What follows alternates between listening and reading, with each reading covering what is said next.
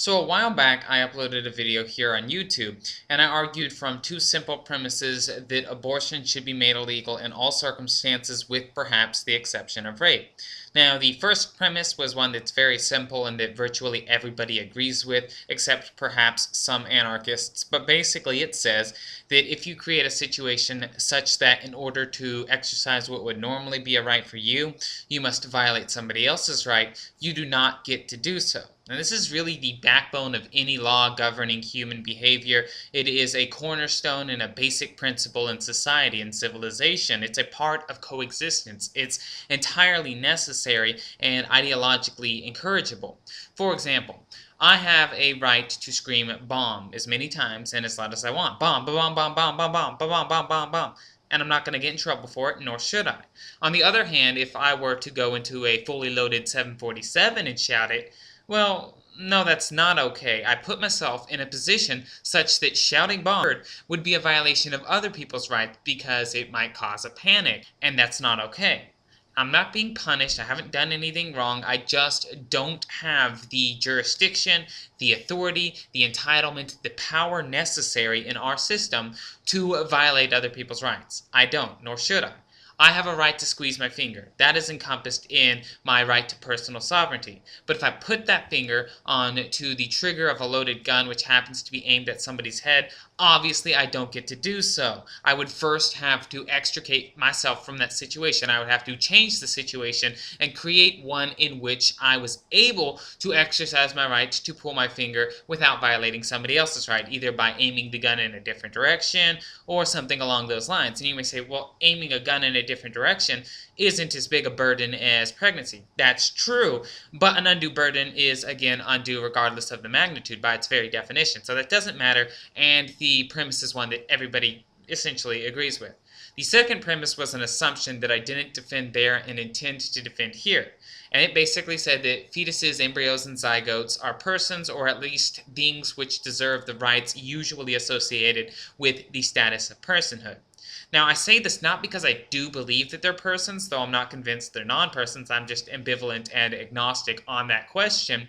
I say this because, in my opinion, when we are trying to make decisions on the continued governance of our respective societies, we should always prefer those systems which seem to provide a greater degree of protection for our rights to those which seem to provide a lesser degree of protection for our rights. So let's say that's premise one. We prefer systems which better secure and ensure our rights. Okay, again, I think this is not controversial and virtually everybody is probably going to agree with it. I doubt anyone out there listening right now wants to challenge that we should prefer systems which better protect our rights to systems which don't protect our rights. And I could also change this around. I could say we should prefer systems which are more efficient or which provide more definite answers or something along those lines. But for now, we prefer systems which better protect our rights.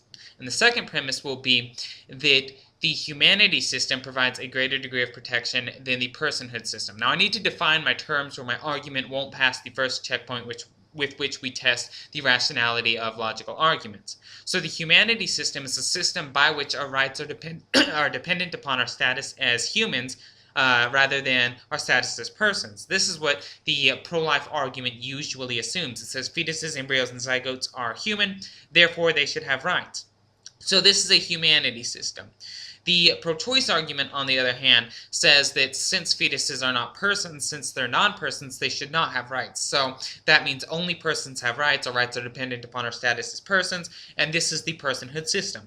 So premise one, we prefer systems which provide greater security for our rights. Premise two, the humanity system provides greater protection for our rights. Conclusion, quite simply put, the humanity system is the one that we should prefer. Now, again, the first premise of this argument is not controversial, so I'm not going to bother buttressing it because we all already agree it's common ground. There's no reason to do that except to be necessarily argumentative. I'm going to try now to defend the second premise, because I do feel that we should establish our rights upon the reliable and rock-solid foundation of scientific humanity, and not the shifting sands of philosophical personhood. And I think that if you listen to what I have to say, you will find that you probably agree. I do know that this is definitely cliche, probably overused, and a lot of people are likely sick of hearing it, but human rights should in fact be human rights. We shouldn't be adding on additional criterion, or if we do add additional requisites for qualification for the rights usually associated with personhood, they should be objective, ones that can be confirmed, and not normative and abstract and dealing with concepts so vague and metaphysical and based on moral value judgments that nobody can even agree upon definitions of the basic terms we have to use. So in what ways does the humanity system of the pro-life side provide a better degree of protection than the personhood system proposed by the pro-choice side of the abortion debate, as well as advocates for infanticide such as Peter Singer? Well, first off, scientific humanity is an objective status, which can be easily demonstrated through a simple method of empirical observation. We can definitely say this organism is a human or this organism is not a human. So when we are trying to answer questions of whether or not something qualifies for rights in our system, we get definite answers. Yes, it definitely has rights because it's definitely a human. No, it definitely does not have rights because it is definitely not a human. It's very easy for us to demonstrate that we're a human. And when you can prove that you are a human in the humanity system, you can empirically demonstrate to other individuals, you can logically show everybody around you that you have legally protected rights. So your rights are more secure in that the system allows you to prove that you have them, and in that the system provides more definite, reliable answers. In comparison, personhood is not an objective or scientific status. It's a philosophical condition, and it's one which we define based upon our respective individual, cultural, generational, and religious values. For example, because of our Judeo-Christian theological roots, we here in mainstream Western society tend to value higher thought. And since this is a characteristic which is significant and dear to us, we define who does and does not qualify as a person, using it in many circumstances. But there are serious problems with this, because while scientists have been able to come together and provide a universal definition for the term human, philosophers over thousands of years of musing, meditation, and pondering have been thoroughly unable to produce an agreeable definition for the term person that everybody is willing to accept, because not everybody shares our values, and we can't just force our perspectives on them. Not everybody finds higher thought to be as significant as some of us do. So we have a problem here. We must either allow everyone to use their own definition of the term person based on their respective values, or we must be ethnocentric cultural imperialists who bully people and force our values upon them. We don't want to be ethnocentric cultural imperialists who force our views upon other people, but we don't want to be the anarchists either, because if we allow everyone to use their definition, then wouldn't that mean that the KKK gets to lynch blacks? After all, to them, white skin is a significant characteristic, and blacks are lacking white skin. So, in the KKK ideology, that would seem to suggest, well, you see where I'm going with this. But that's not okay. We don't want people to lynch blacks. We don't want to be ethnocentric cultural imperialists. So we can't really use the personhood system. And even if we were to do so, and if we were to be cultural imperialists, well, we're still inconsistent within our own ideologies and our own values, and we don't always apply them correctly or consistently. For example, when we say that higher thought is the defining attribute of a person, we usually make exemptions for babies. But as the YouTube user Sisyphus Redeemed pointed out, infants have not yet cognitively developed to a point where they are endowed with the higher thought of an adult person. Peter Singer points out in Practical Ethics that because they have not cognitively developed to a point where they have the higher thought necessary to comprehend their existence over the elapsation of time, they cannot be called persons. He says that killing an infant is not tantamount to killing a person, and sometimes there's nothing wrong with it at all. And that leads me to the third way in which the humanity system is vastly superior to the personhood system. See, again, personhood is defined by values, but the values of today are no more the values of tomorrow than the values of yesterday are the values of today.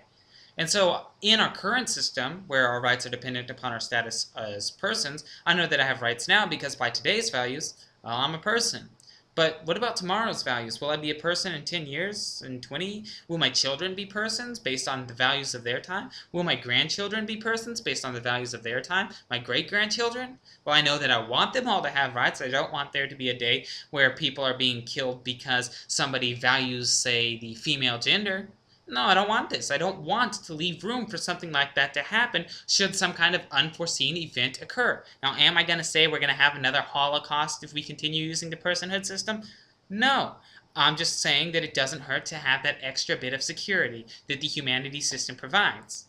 And I also know that this leads me to the fourth way in which the humanities system is superior. Not only is it more consistent from one time to the next, because we're dealing with science instead of philosophy, it's also universal and more consistent from one region to the next. Whereas personhood varies depending on where you're located, because each different area is going to have its own respective values, humanity is based upon a scientific definition that is universal no matter where you're located. Something is either scientifically true or scientifically false. Now, science isn't impervious to change, it frequently corrects itself, but it's at least more reliable than philosophy, and that means that humanity is a more reliable foundation for our rights than personhood. And so, in conclusion, we can definitely say that the humanity system provides a greater degree of protection for our rights than the personhood system. Combine that with our other premise that we should prefer systems which provide a greater degree of protection, and you come to the conclusion that we should use the humanity system whereby our rights are dependent upon our scientific status as humans rather than our philosophical status as persons. Therefore, fetuses, embryos, and zygotes should have rights because they are humans. And therefore, based on the argument I presented in my previous video, abortion should be illegal in all circumstances with the exception of perhaps rape, and I'll address that in a future video because I'm kind of agnostic on the issue. Thank you for listening. I know this one was a bit of a tongue twister and very long, but yay.